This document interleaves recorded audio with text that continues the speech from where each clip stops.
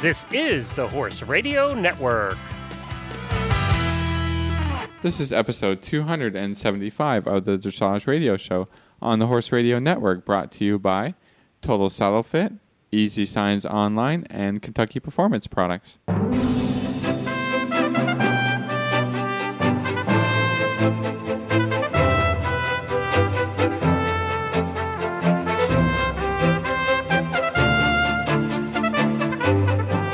This is Reese Koffler-Stanfield from Georgetown, Kentucky. And this is Philip Parks from Fergus, Ontario, and you're listening to the Dressage Radio Show. Well, welcome back, Reese. Hi, Philip. How are you? I'm doing okay. I'm a little tired. But, Yeah, I know. Well, Philip and I actually just got back from horse shopping in Germany, Holland, and Denmark.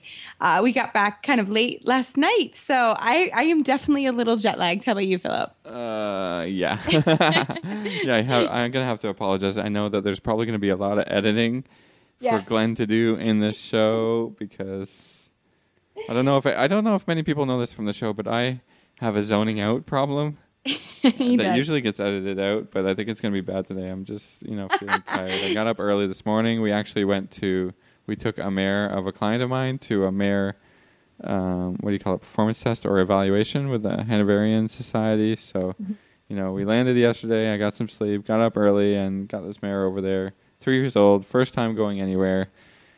For anybody that's been to these shows, they're a bit of a, there's lots of young horses there and foals and stuff, and it's a little bit crazy. So I had a big, kind of a long day and.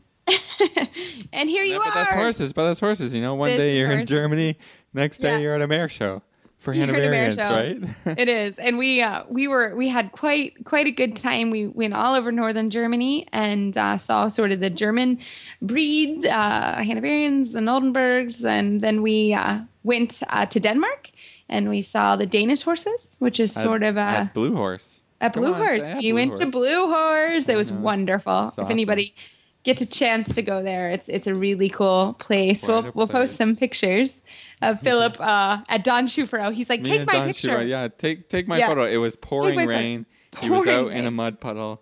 I said, I don't care. Take my photo. Take my photo. Yeah, and then we have a photo that we went to Holland. We were about close to Amsterdam and then went south. And that was awesome. And we have a photo that we'll post of us with Bonfire. Well, so it was not Bonfire, but Bonfire statue. Oh, sorry. The statue that's in Erp. In Enki's hometown in Erp, Netherlands, near Serherkenbosch. There's a statue of Bonfire, and I heard they're putting up one of Salinero. So that was really cool. Park. Yeah, it's in this park. We just sort of pulled our little like in a roundabout almost, right? On the side of the road. Yeah, it was funny. It was fun. So we were gone almost a week. So we had the show all organized, but it was a lot of fun. It was really educational, and we really enjoyed it. So bought some. Hopefully we'll buy some nice horses. So that was fun. So Philip was awesome. It was good times. Yeah. So well, that's why we're tired, and maybe this show will get a little off track. Right? Yeah, we'll be efficient.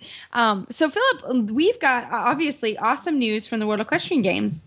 Should we just do a quick rundown on that? Let's do it. I mean, you probably have been following it online. This is not new news. So, let's just let's give the medal winners and all that, and then we can get on to our show, which is going to be awesome because we have new shooting star of America, Laura Graves, on the show.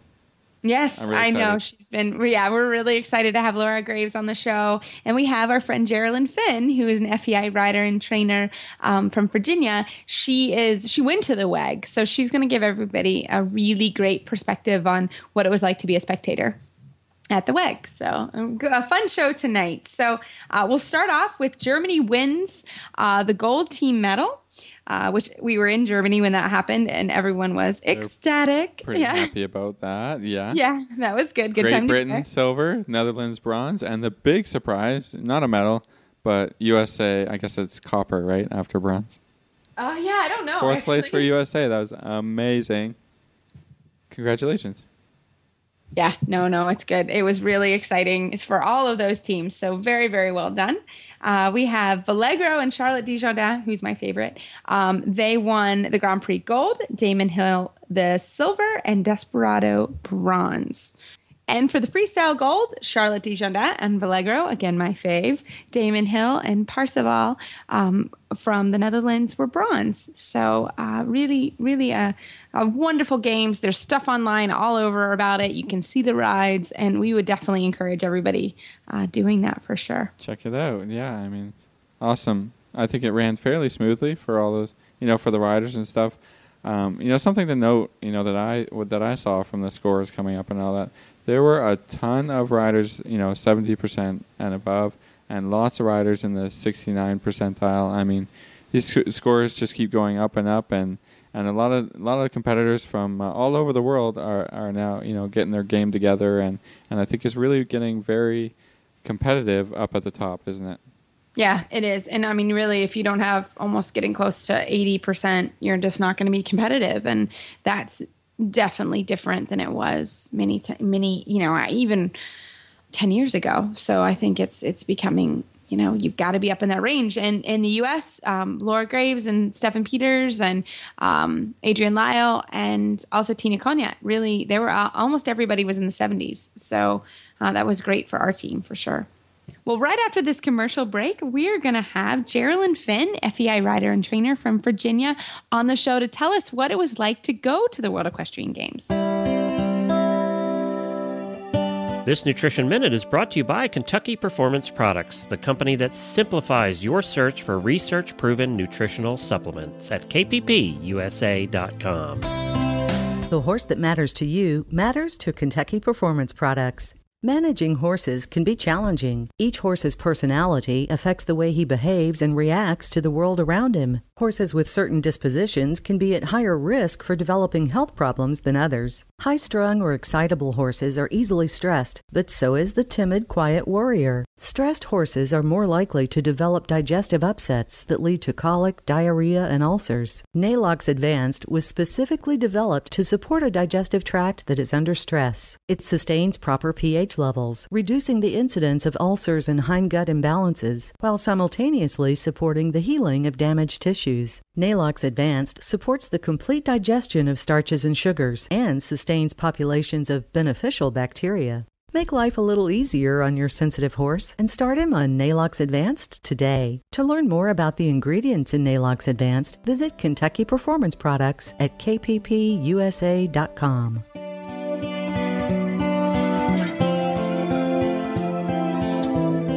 Well, this evening, we are so happy to have the friend of our show, Jaralyn Finn, on. She is an FEI rider and trainer and owner of Finesse Dressage on. How are you tonight, Jaralyn? Doing really well, Reese. Thanks. Nice to hear from you guys. I know, and it's your anniversary, so you're taking one for the team tonight. You have to thank your husband for sure for coming on the show, so thank you. Yes, you bet. No problem. You were such a star because I followed your trip or the WEG in France on your Facebook page. So I just thought it would be a lot of fun to have you on the show to tell us all about your trip to France.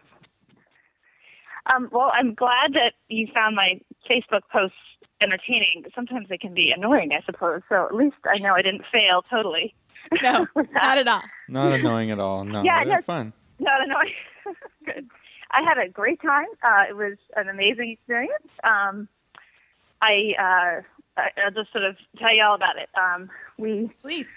My husband and I went together actually for the first couple of days, and it was a package, like a tour that was put together by Equestrian Tours, which is a company out of Vermont, and they had donated this package to the Vince Ramos handicap riding program fundraiser this winter down in Florida, and I was the lucky winner of it at auction.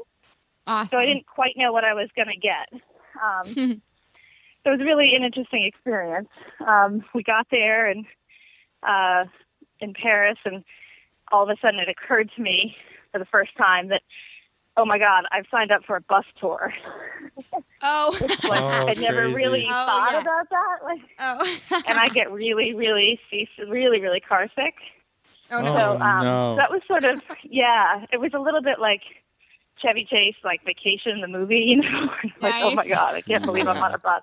But they did. I mean, the company was amazing. Their logistics were awesome. I think there were like 150 people that they were serving with this tour. Oh my gosh! And all the people that were there, part of it were wanting to see different parts of the WEG. So logistically, I have to say they did a really good job. The first 2 days we were there, we were on a tour we did the Normandy beaches, and then we did the opening ceremonies. And then we did Mont Saint Michel. So they had this sort of like pre-horse part of it, which was really nice. And my husband enjoyed that. And then the first day of the horses started on Monday, and he was really good for like the first 30 minutes of watching the dressage. And then I lost him like totally. 30 minutes, okay. Fair enough. That's okay. So he was kind of a trooper, and he got through the day, and then so I didn't see all of the Grand Prix that first day because we kept doing other things to try to entertain ourselves. And then he went to visit, my sister lives in Paris, and so he went to visit them, and my friend, who used to be a customer of mine, who lives in London now, she came and joined me, and we got to watch the rest of the horse show together. Horse show, that's what it is. Well, hang on, Jaralyn, really hang on. Before you get too far, I want to hear a little bit about the opening ceremonies because I didn't. Okay, I'm not your person for that because I skipped it. Oh, you skipped it. Well, that's funny. All right, well then. And actually, but I mean, I can tell you that everybody that went to it thought that the ceremony was really amazing. The logistics were really bad. They had only one opening to get people into it. It was really crowded. It took hours. And like I was sitting in our hotel, and the people, there's about maybe 100 people on the tour in our hotel. And when they came back, they didn't get back until like 1:30 in the morning. Oh wow!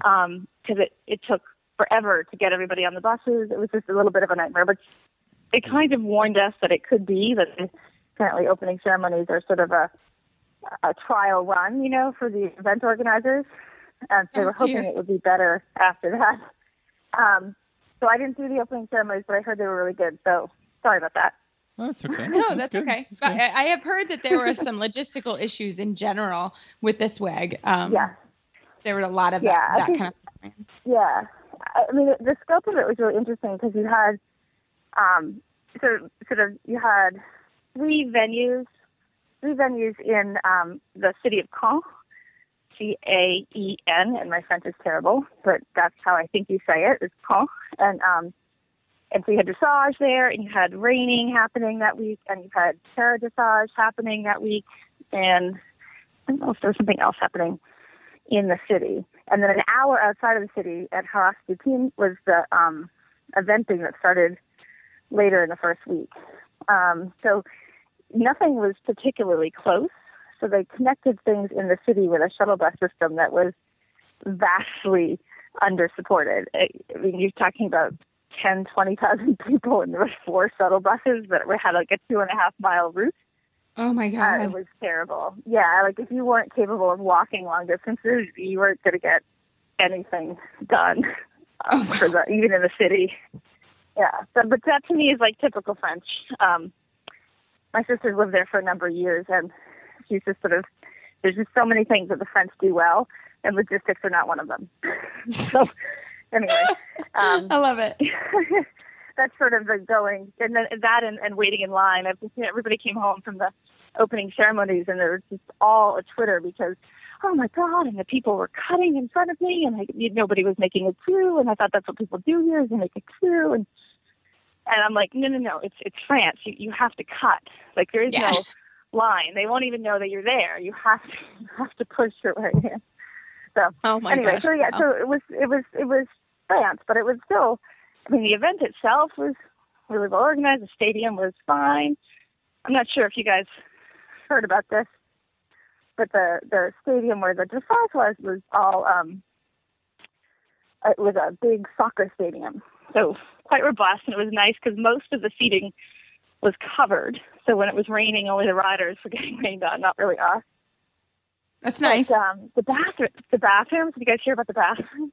Oh no, I kind of. Tell us about the bathrooms. So they're what they call Turkish toilets. Oh. So they're for the women's bathroom. They're just holes in the ground.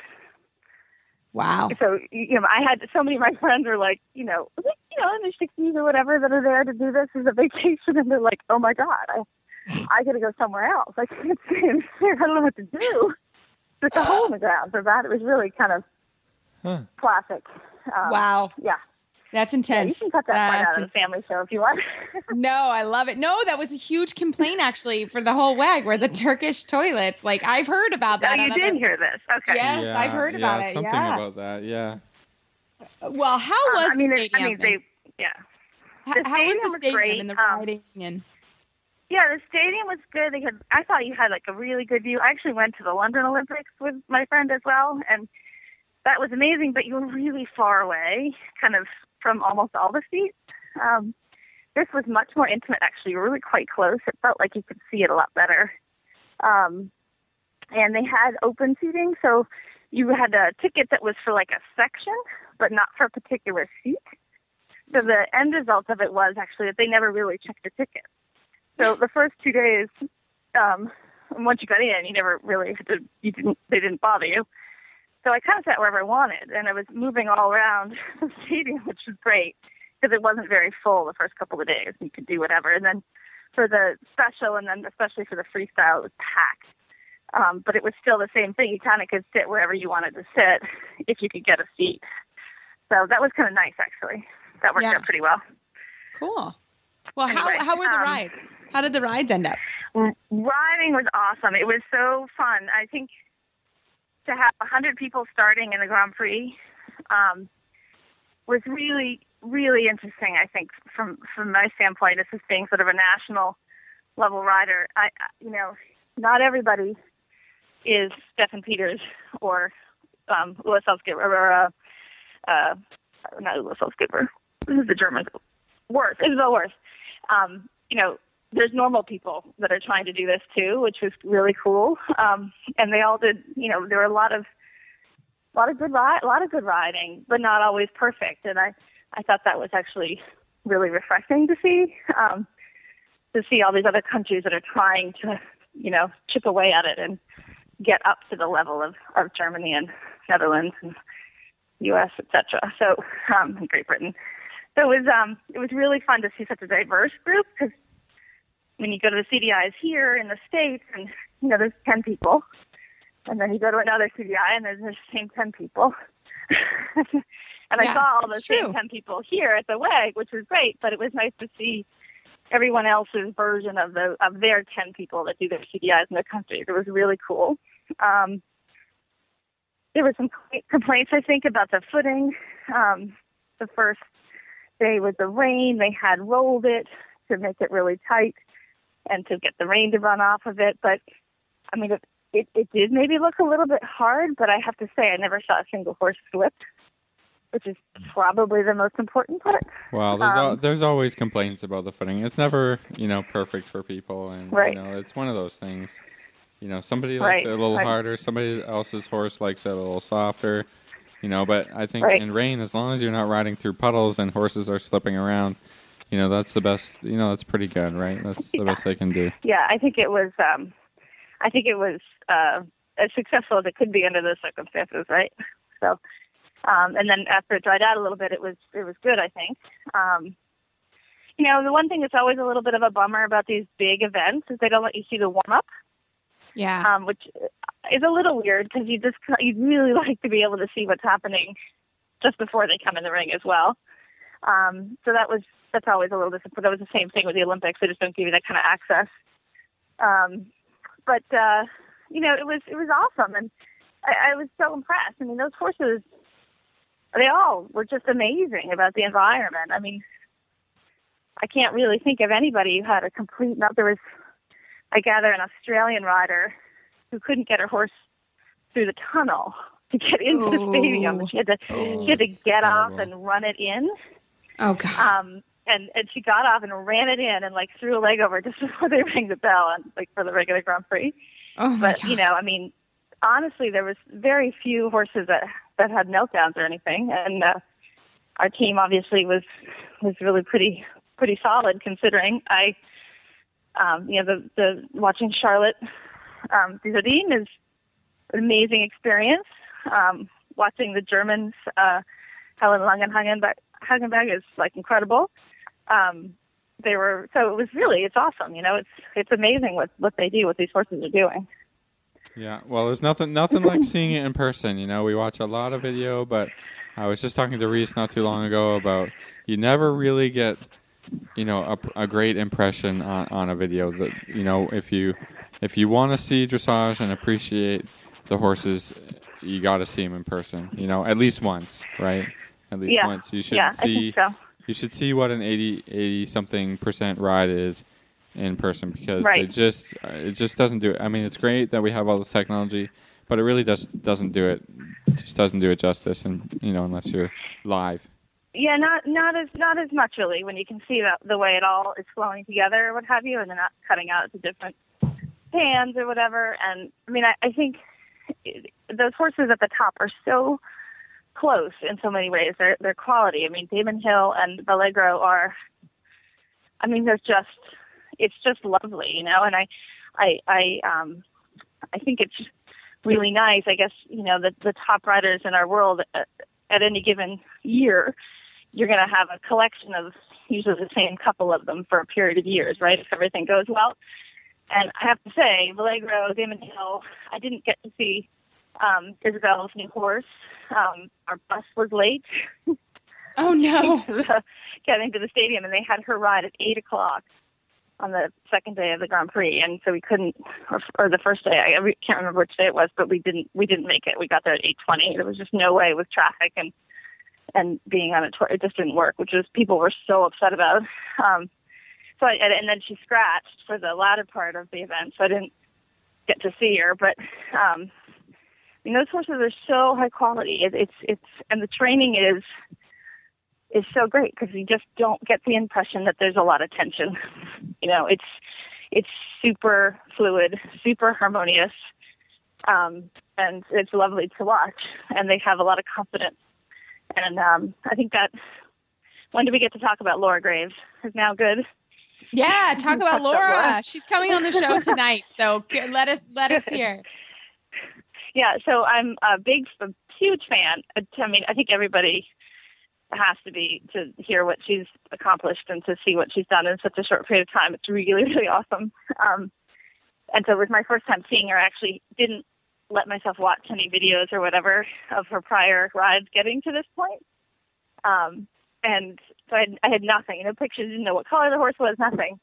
And she comes in to the arena, and I don't know if you guys have seen it or whatever, but, everybody that comes into these rings, they come in working, I mean, Reese, you and I know this from Conrad, right?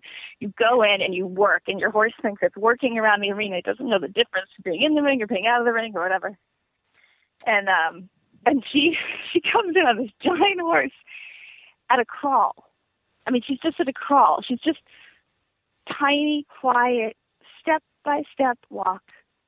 Wow. Not doing a thing. And there's an enormous, the crowd, they told the crowd to cheer before they come in and after. There's enormous atmosphere, and walking over, they walk past the gate. They just barely make it over to the judge at E or B before they ring the bell. So she just turns around at the walk. It's like, and then picks up a can and goes in. And the first day she had only one real hesitation with the horse in the collected walk. It was a little spooky down at the judge. It didn't even spook. It just stopped walking for a moment, and she held her peace and gave the horse a moment, and then it carried on like nothing had happened. It was really impressive. And the bond between her and her horse was so evident. It was so cool. It was so cool. He trusts her so much, and she did nothing to threaten that. Under the pressure of all this stuff that she did, she never kicked, she never pulled, she never did anything to mess up that bond with her horse, and her horse just kept answering for her every time she asked. It was super cool. It was really amazing. That is awesome. Well, I love it. That is such a great story, and she's going to be on the show tonight, and we'll get to hear her whole story. But I think she definitely was the darling of the games by all means, and what a cool feeling to actually be there and to see it. So, Jaralyn, we thank you so much for your time tonight and telling us the whole story from a spectator standpoint. You know, I think that's such a cool thing to do. So, Jaralyn, I felt very lucky to be there. Yeah, absolutely. How can our listeners find you online?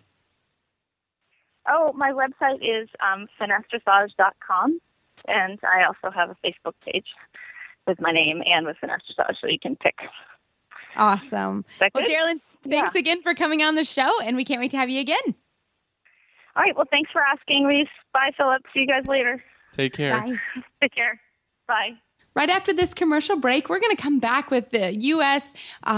Big star of the World Equestrian Games, Laura Graves, and she's going to tell us all about herself and her story at the WEG.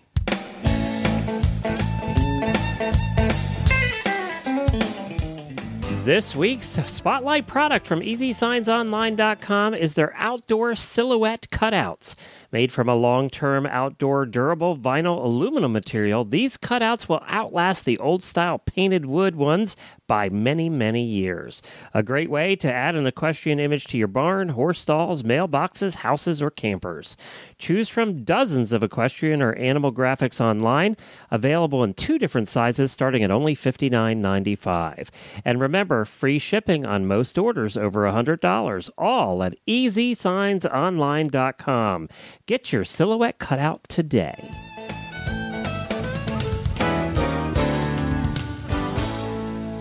Well, it is really our pleasure tonight to have the American superstar from the World Equestrian Games, Laura Graves, on the show. Laura, welcome. Thanks for having me, guys. Well, we are really, really thrilled to have you on. And we've been watching, Philip and I, watching you through the whole games and cheering from Canada and from the U.S. And we couldn't be more excited for you. So let's start at the beginning. I mean, you were here at the CDI in Kentucky and did a beautiful job. But how did this journey start? I've been with this horse for his entire life, and actually the better part of mine, I guess, too. So it's been, when people say it's a long journey, it is a long journey, and I've been really fortunate to have this long journey with one very special horse. I've had him since he was a foal, and we've just, kept plugging along and finding the best trainers that we could afford, and well, I mean, just before you get too far into it, what made you decide to buy a foal, and how did you find this foal, and what made you buy this foal? Sure. A bit of dumb luck, actually, I think. When we were shopping, we had a very limited budget, and that leaves you with limited options. And so those options for us were maybe to buy something. I guess I was maybe 13 at the time. And so with that budget, we could buy something with maybe a little bit of schooling, but was really not that great of quality, and maybe a little bit older. Or we could take a gamble on a foal, and that's the route we ended up going. I rode some horses that were in our budget, and just nothing got me excited for a new horse. And so seriously, girl, when we're in Vegas for the World Cup, I want to go with you to the casinos, because I am super impressed. You are a gambling woman that I want to hang out with for sure. Actually, I have to give my mom a little bit of credit, because she has such a super eye. She grew up with Morgan horses. And so when we were looking at all these videos of foals, she's actually the one who chose this particular foal. And I think, yes, it's a little bit about skill, but it's a lot about luck. So what is his breeding?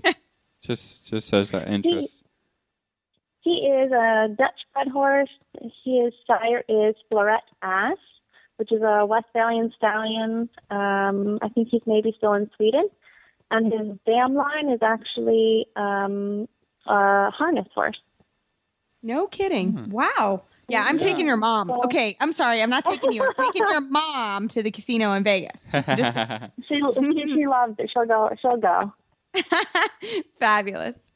So you brought him up. You got him when you were 13. That's incredible. I know. I guess it's kind of been how we've done it. The horse I had before this one was the first horse we ever paid any money for, and he was a little quarter horse from Canada, and I guess I was, I don't know, 4th grade, something like that, and he was 4 years old. So I've had good luck with, getting young horses that I like and have not turned me off from riding, I guess. No, I would think not. So how was it to what was your whole kind of development of an international horse? How did that work? I think it was probably different than a lot of people who know they have international horse right from the beginning. I was extremely naive, and he grew up like a regular horse. I'm sure he's been fancy all of his life, but because I didn't know any better, he was in the field all the time. He had lots of pasture buddies, had a really, horse-friendly upbringing.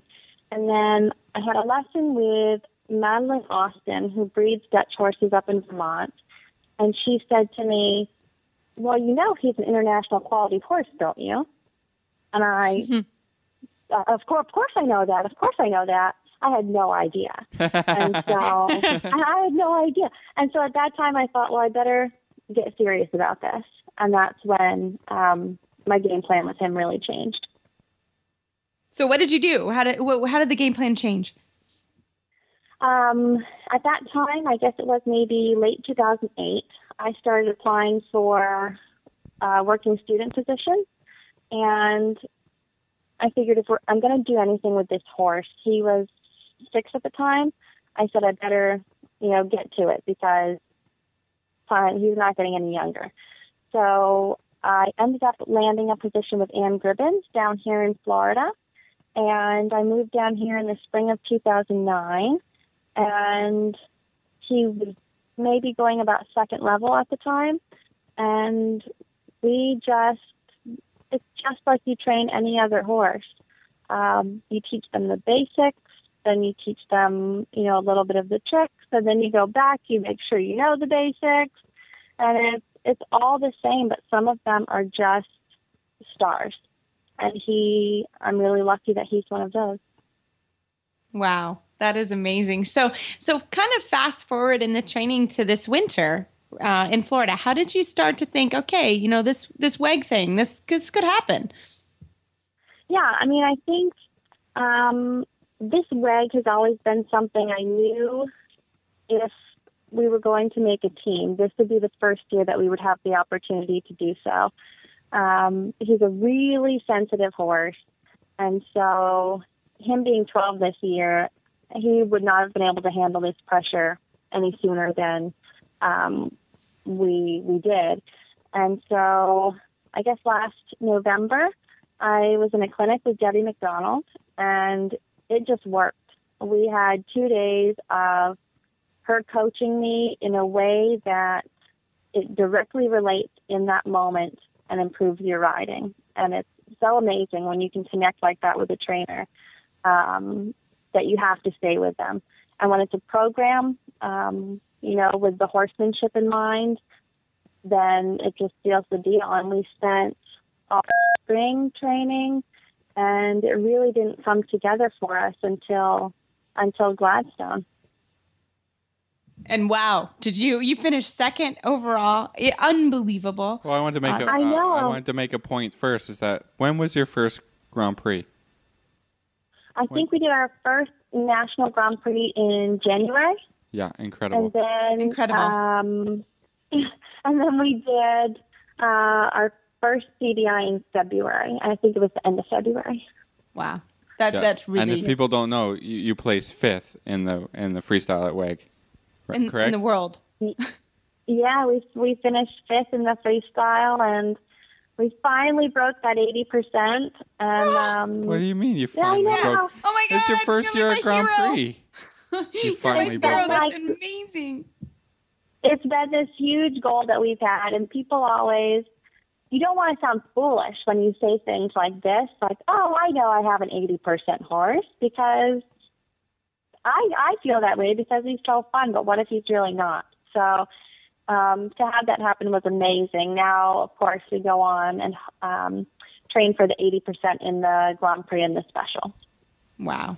That is incredible. So fast forward. Okay. You're second at the WEG. You're second at the U.S. National Finals. And then you guys go to Europe. What was that like? Oh my gosh. How did you handle this pressure? Yeah. I guess what I've been feeling like is it's not really that much pressure. When I came into Gladstone, nobody knew who I was. Nobody expected me to place well. So it's a really nice position to be in because you can go and you can just ride your guts out. And if you have a bunch of mistakes, nobody cares. And if you do really well, then everyone's surprised.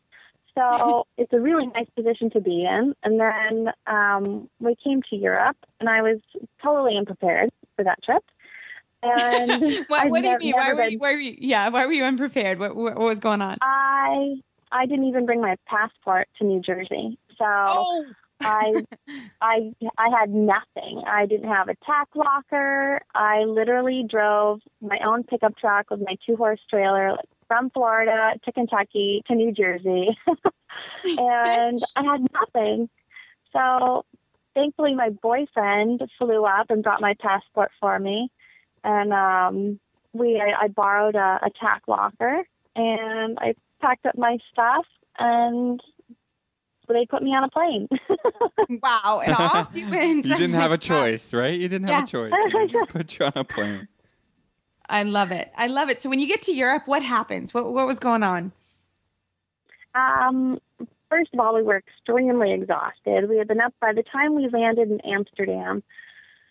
We had been awake for at least 24 hours. And then, of course, we drive from Amsterdam to the farm where we were staying in Belgium. And we make sure the horses are all taken care of. And we finally made it to where we were staying, probably 36 hours.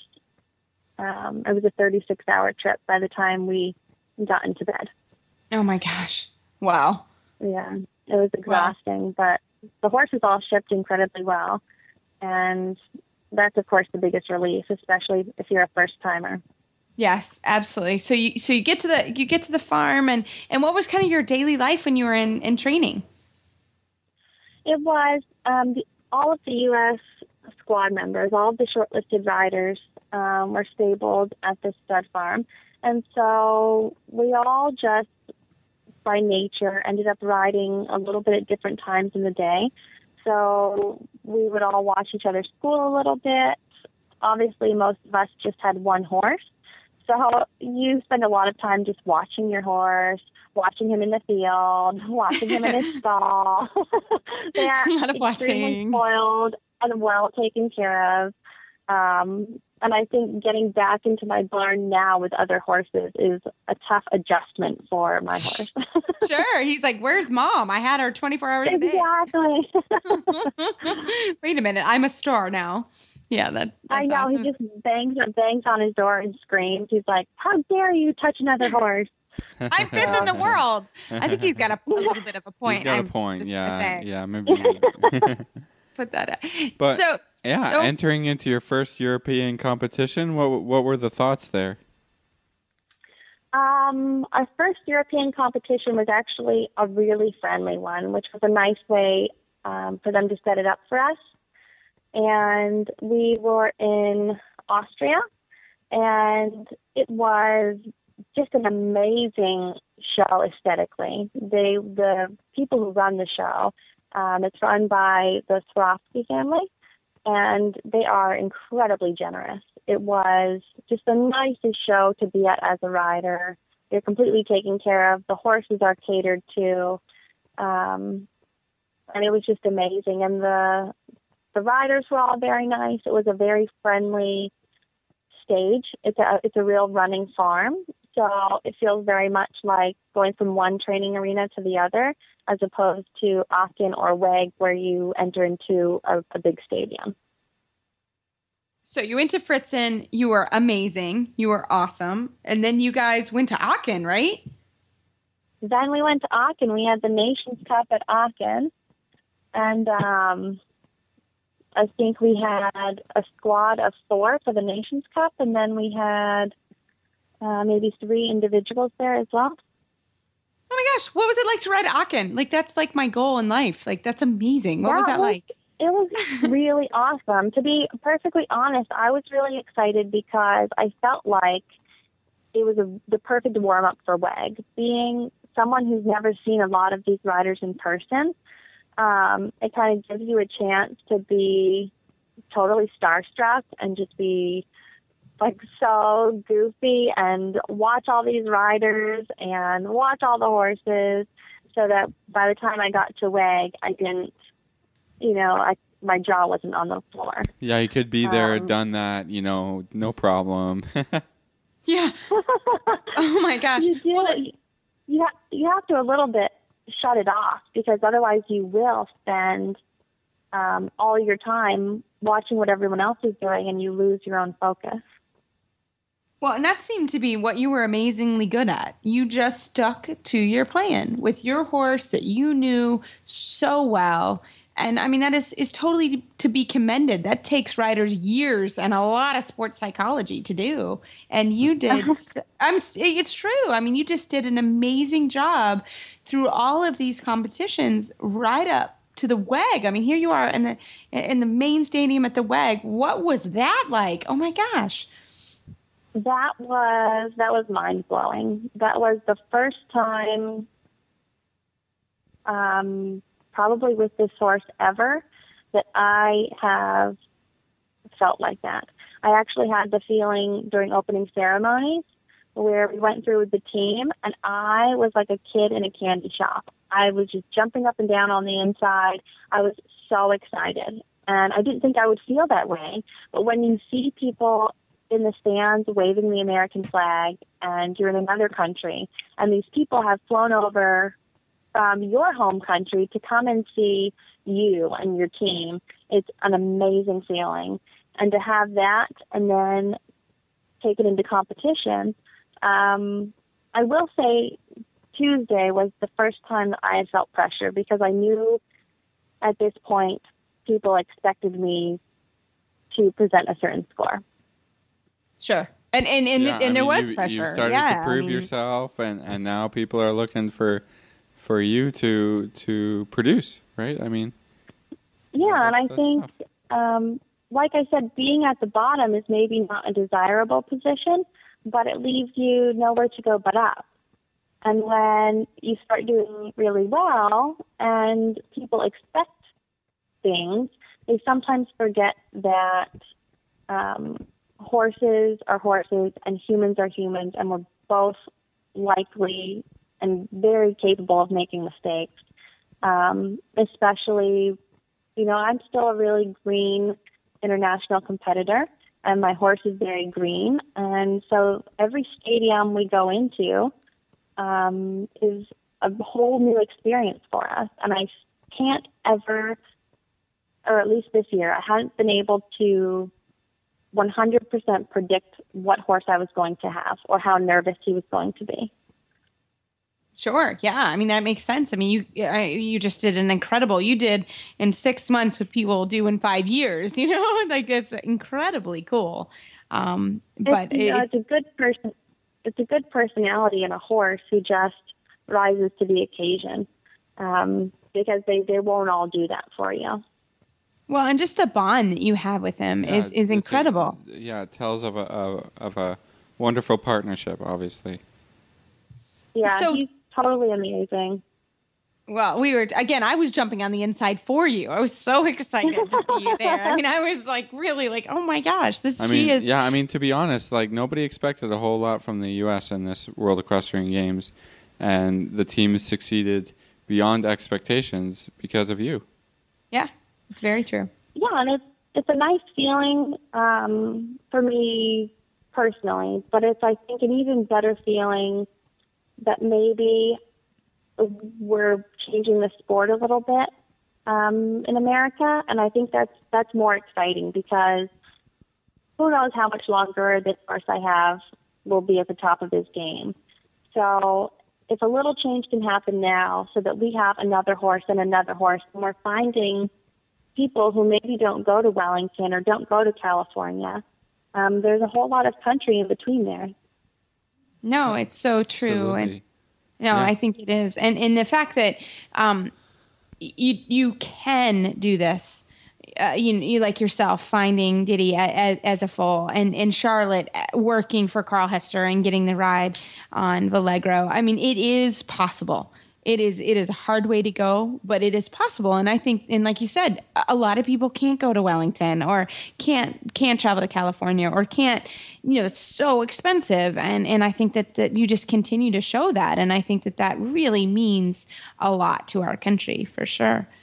And it is so expensive, but I think it's important that we start realizing, the people who can't afford to do it still deserve a chance to, and just to pass it on. If you have something that you can give or donate or help a young rider, pass it on. I love it. That is awesome. That is awesome. So tell us a little bit about, if we could go through each of your tests real quickly. What was the Grand Prix like? How did you feel going into that? I was quite convinced I was going to get sick. I hadn't eaten all day. Sometimes I'm worried to eat because there's nothing worse than entering the arena and feeling what you just had for lunch, like a pit in your stomach. So I didn't eat breakfast. I think my ride was about 10 o'clock in the morning. And at my warm-up, we were pulling off my boots, and I needed a drink of water. And I said, I feel sick. There's this, my stomach is so tight. And Robert said to me, oh, you're just nervous. And I said, I don't get nervous. I just have this feeling in my stomach. And he said, no, that feeling in your stomach, Laura, those are nerves. And it was a big shock to me because I haven't had that in so long. So you had nerves in the Grand Prix, but you went in there and you rocked it. Let's just be honest. You were awesome. So what did it feel like going into the special? Going into the special, I felt much more like myself. I felt like my horse was reliable. We had spent a little time the morning of the special, what I call sugar training, where you take them to whatever they're afraid of in the arena, and you just keep feeding them sugar and sugar and sugar. So they really liked the thing that they were afraid of. And I felt much more comfortable in this special, and I wanted to go in and just put the pedal down. So that's what we tried to do. And he was amazing and had no real mistakes, which made me really, really proud. And he posted a super strong score. So that was a really amazing feeling for us because the ride felt really good, which as a rider, that's what you really care about, not so much the score. Yeah, that's awesome. And so you find yourself going into the Grand Prix freestyle at the World Equestrian Games. What did that feel like? I know it. I know it. I think to be dwindled down from that many competitors and the best competitors from all over the world was a bit of a shock. And luckily we'd been preparing for the freestyle. So, we spent so much time making sure that my horse was good in the Grand Prix test. And then all of a sudden he was good enough in the Grand Prix where he qualified for the special. So then we have to make sure we're good enough in the special. And then in the past couple shows, he's been good enough to get through to the freestyle. So we really had to focus our energy there. We realized that was the weak link in our program. And really from Aachen until WEG, we spent pretty much all of our training sessions working on the choreography and the music. And so we would be prepared in the event that we made the top 15. So what was it like to finish 5th? What was it like to finish there? Yeah, finished 5th in the world. I'm like excited for you. I'm like jumping out of my skin. I know. What was that like? I mean, we finished 5th. I have to say it still leaves me hungry. I'm just so competitive. Obviously, I could not possibly ask for a better year than we've had. That would just be greedy. but I do have to say that I want to be the best. It's just in my nature to be the best that I can be, bring every horse, to their full potential. And it'll just be an exciting year for us next year if everything stays on course. Well, what is the course then? Tell us what's coming up. What's up for Laura Graves? What's her next surprise? Well, What's we have a lot going on. We have a lot going on now. We are relocating and growing our business, which is a good thing. We're also, obviously, Diddy is having some downtime. He has been showing nonstop since last October. So he's just in the field, and he'll go for hacks. And then in the fall, maybe November, he'll really get back into some serious work. And we'll see what happens in January. We're not totally sure what we're going to do. I don't want him to be exhausted of showing. He's the kind of horse who really likes to go to horse shows, and I want to keep it that way. So there are a couple big events in 2015. Obviously, the World Cup, which is in Vegas, would be amazing. Your mom and I are going to we're going. Yeah, you guys have a date. Yeah, we do. All right. But the really important thing for our country will actually be the Pan American Games. Unfortunately, placing 4th at WEG as a team no longer gets us a bid to the Olympics. So if we want to send a team to Rio, we have to win the Pan American Games this year. Well, come on up and see me. It's actually going to be held an hour from my house. Yeah, I will have to do that. Yeah, you hang out. And Reese and our tickets are booked for Vegas as well. So Exactly. Well, and Laura, can you tell us where you're relocating your business so that our listeners can maybe help you out in that department? Yeah, give us a website Sure. and how to get into contact with you. Great. We are still staying in the Central Florida area, just outside of Orlando. It's so nice and quiet here for the horses to be able to get away. Sometimes Wellington is just so busy. But we're staying in this area, and the name of our farm is Cross Ties. So you'll find us online at crosstiesllc.com. And there you can find my email and all of my contact information. And we've got a few weeks to get our ducks in a row, and hopefully we'll have some exciting news for everyone very shortly. Excellent. Well, we hope you'll stay in touch with us and come back on and can just tell us how you and Diddy are doing in the future. Thanks for coming on. You're a busy lady right now, and we really appreciate it. Thank you, guys. It was a lot of fun.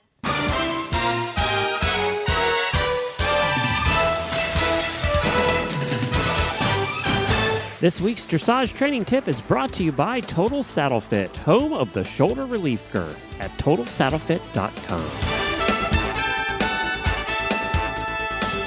Well, now we have the Total Saddle Fit trainer tip of the week. And we want to again thank Laura Graves for coming on the show. She's a busy lady right now. So it was really fun to have her. So Philip, what's our trainer tip of the week? We're doing it tonight. Yeah, this one we're doing. We've been doing a lot of them, but we've been getting a lot of great questions on, via the Facebook page and email, and we're happy to try and figure these out and help you, help the listeners with questions and training and give our perspective. So let's get right to it. I got this email here from someone who needs help with her horse's walk. She says, I am currently showing first level, and I am trying to prepare for the second level. She says, I think I've recently received some bad advice. I was told to hold my mare in collected walk and practice this as well as hold her going into canter from walk. but she wants to jig and get stiff during the working walk. This is not cool, not good, I guess, during my first level test. I was also working on walk to canter transitions, but I've put that aside until after our regional championships. There must be a better way. Things that I've done that seem to have helped: practice going from working walk to what I think is extended walk, not quite free walk, and back to working walk. I can have 3 nice steps of more collected walk before she begins to brace. So I try to let her back out before she braces. I have also been moving the bit around, gently massaging the mouth and doing some slight shoulder fore. And I also play with this while on the trail instead of riding in the ring.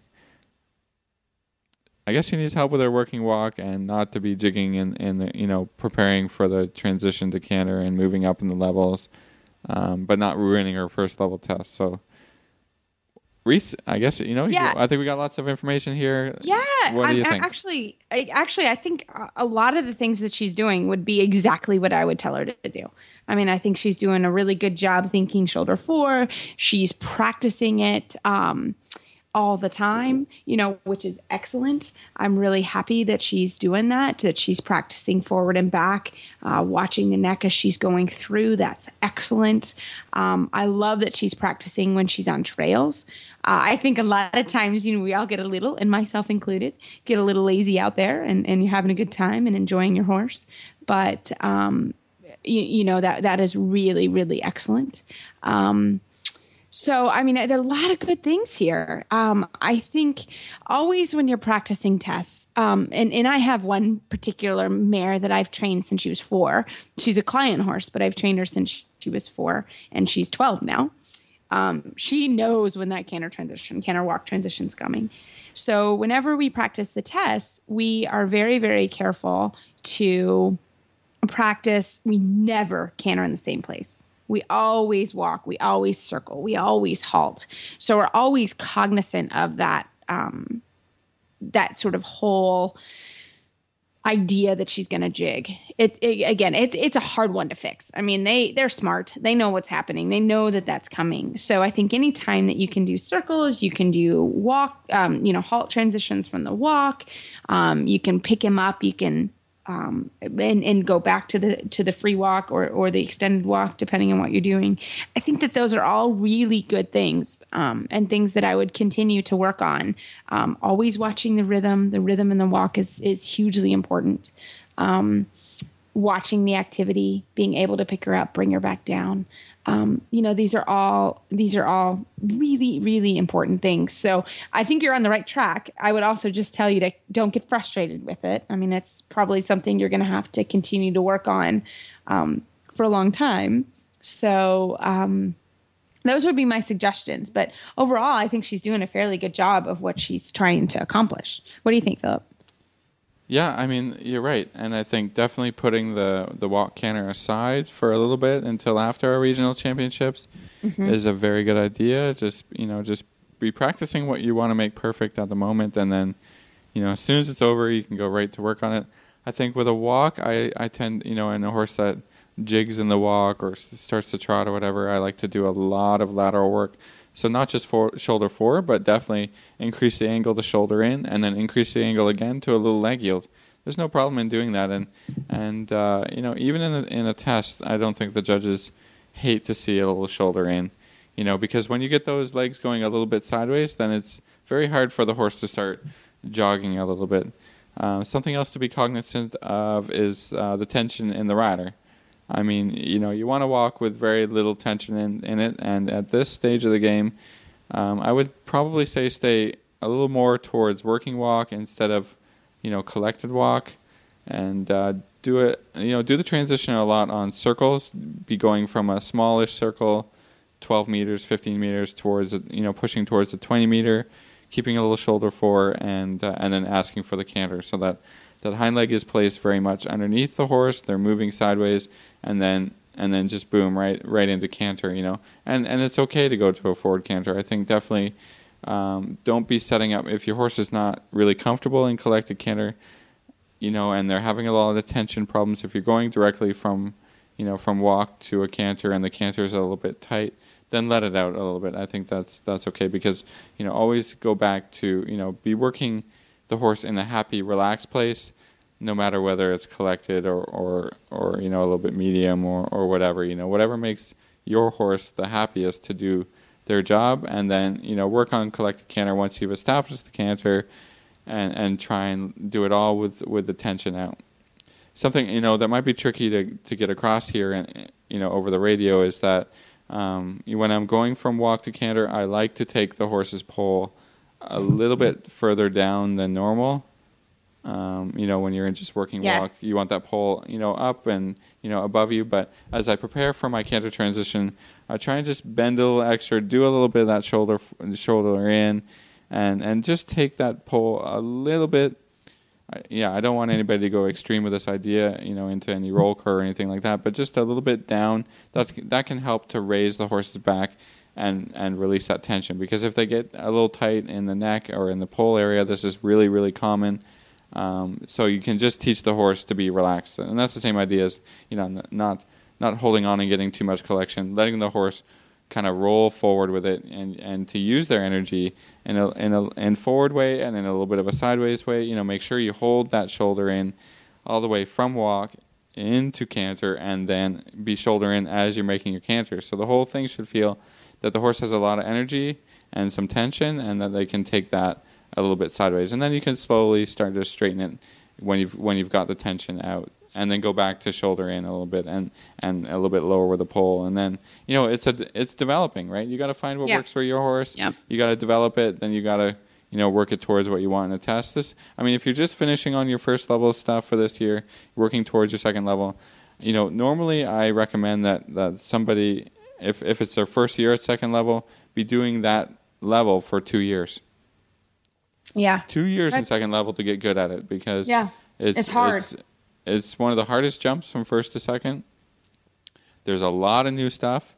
There can be a lot of tension. So again, 1 year at it, if it's your first time or if it's a horse's first time, is really not enough. So keep your patience. Don't get tight. Really be aware of your own tension that you're bringing into the horse, and think, okay, all I have is time to work on this and to get it right, and to do it a little bit, and then to for a couple months stay away from it, and then to come back at it, be working on different. There's so much at second level to be working on that you don't have to be drilling away at that canter walk canter walk canter. It does bring tension into every single horse, so be aware of that. Work on it. Think that you've got lots of time to work on it, and you can get there. It's no problem. Don't get discouraged.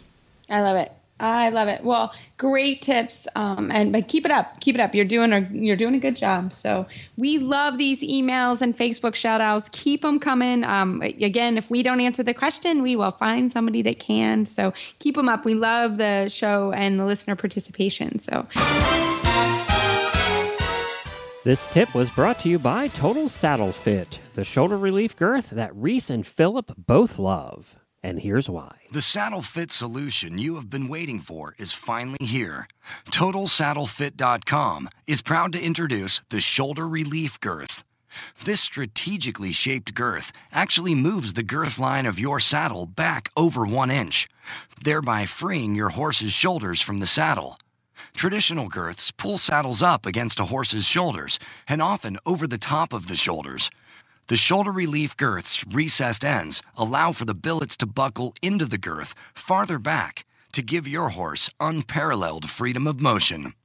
We are so certain that your saddle will fit better and your horse will be more comfortable that for a limited time we are offering a 30-day, 110% money-back guarantee. If you are not totally satisfied with your shoulder relief girth, send it back for a full refund plus 10% of the purchase price. Don't wait. Order now for the best saddle fit solution available. At TotalSaddleFit.com. Visit TotalSaddleFit.com. You can find our show notes and links to today's guests on our website, dressageradio.com. Like us on Facebook, just search Dressage Radio Show. You can follow us on Twitter at Horse Radio. My website is maplecrestfarmky.com. And my email is reese@horseradionetwork.com. You can find me at philipparksequestrian.com, and my email is philip@horseradionetwork.com. I'd like to thank our sponsors this week for allowing us to put on our show. And don't forget to check out all the other shows on the Horse Radio Network at horseradionetwork.com. Everybody, keep your heels down and your shoulders back, and we'll talk to you soon.